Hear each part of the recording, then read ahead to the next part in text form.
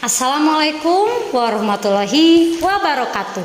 Sampurasun. Hai Sobat Literasi, perbanyak literasi, perbaiki generasi, salam literasi. Saya Ade Fitria, saya adalah guru dan pendamping literasi di SDN Cinangka 1, Kecamatan Cilengkrang, Kabupaten Bandung. Kali ini saya akan mereview sebuah buku yang berupa novel berjudul Rintang Kisah. Buku ini ditulis oleh Gita Savitri Devi dan diterbitkan oleh Gagas Media. Cetakan pertamanya pada tahun 2017. Tebal buku sebanyak 207 halaman. Kali ini saya akan mereviewnya menggunakan teknik Ishikawa Fishbone, di mana di dalamnya terdapat unsur 5W, 1H, dan hikmah. Awal mula saya tertarik untuk membaca buku ini ketika film series tentang novel ini dirilis pada tahun 2020. Kemunculannya dikenalkan oleh sang penulis lewat akun YouTube-nya Gita Sav.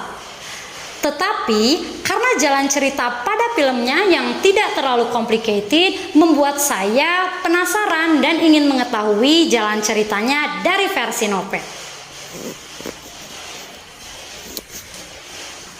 Kisahnya dimulai ketika Gita Savitri masih SMA dan berlanjut di perkuliahan.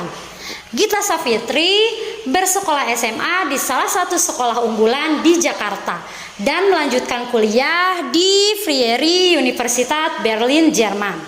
Dalam novel itu dikisahkan beberapa tokoh, Gita Savitri, Paulus, ibu dan ayah Gita Savitri.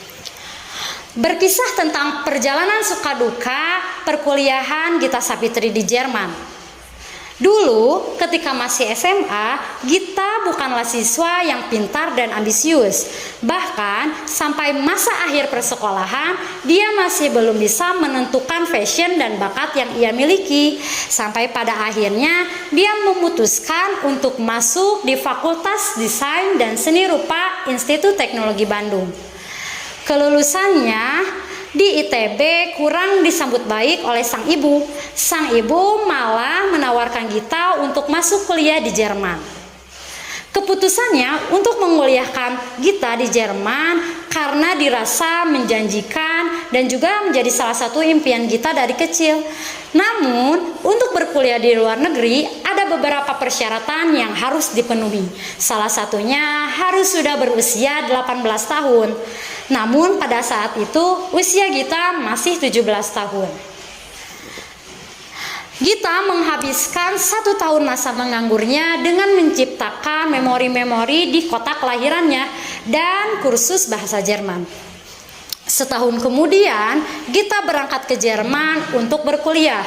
Dalam pikirannya, berkuliah di Jerman itu sama saja dengan berkuliah di dalam negeri. Hanya tinggal mendaftar lalu masuk. Ternyata berbeda. Apalagi dengan warga negara di luar Uni Eropa.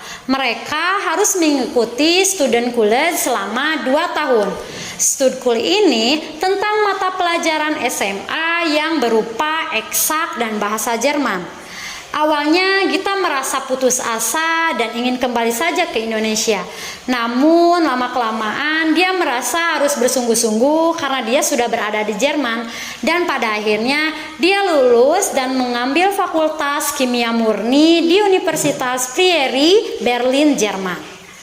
Di novel ini yang dikisahkan tidak hanya berkisah tentang studkulnya saja di Jerman, tetapi bercerita tentang sosok ibu di mata Gita Savitri. Ibu dipandangnya sebagai sosok yang menyeramkan dan hobi marah-marah, yang ia tulis dengan judul Ibu Selalu Salah.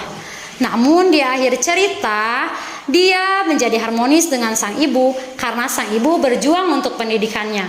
Selain itu, di sini juga diceritakan tentang Paulus yang sekarang jadi suaminya. Di sini ceritanya Paulus convert masuk ke agama Islam, di mana kisah cinta dua insan yang beda agama dikisahkan selalu putus. Namun di novel ini ternyata sebaliknya.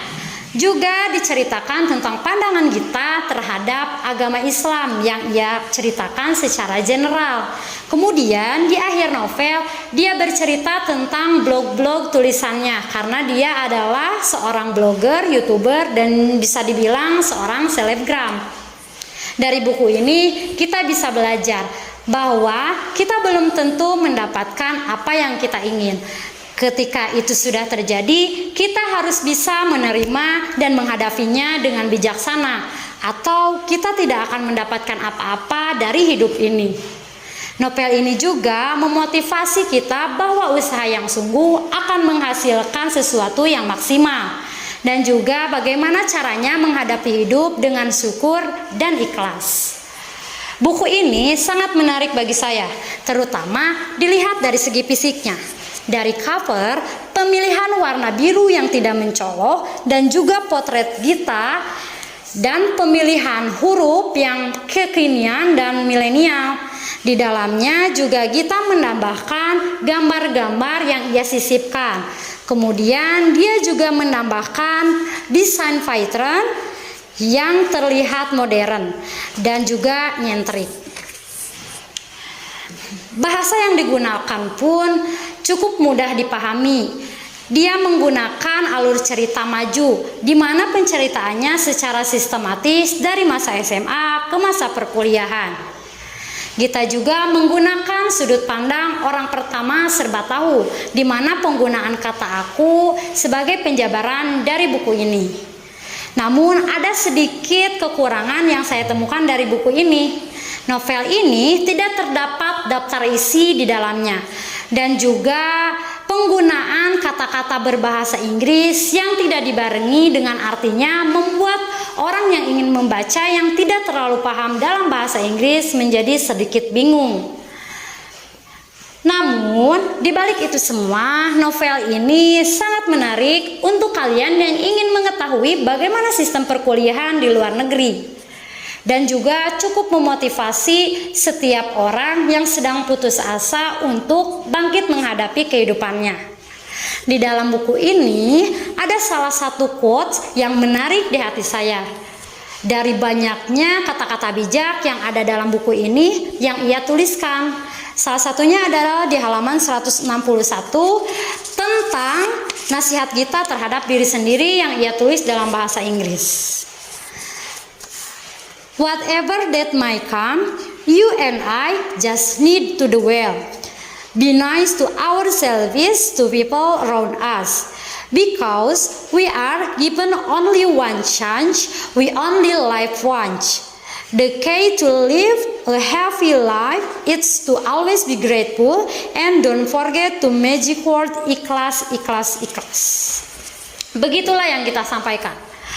Apapun yang terjadi, kamu dan aku hanya perlu melakukan yang terbaik, memberikan yang terbaik untuk diri sendiri dan orang sekitar, karena kita diberikan kesempatan hanya satu kali dan hidup pun hanya satu kali. Kunci hidup bahagia adalah bersyukur, dan jangan lupa satu kata, ikhlas, ikhlas, dan ikhlas. Begitulah review buku tentang novel Rintang Kisah yang saya sampaikan. Wassalamualaikum warahmatullahi wabarakatuh. Salam literasi.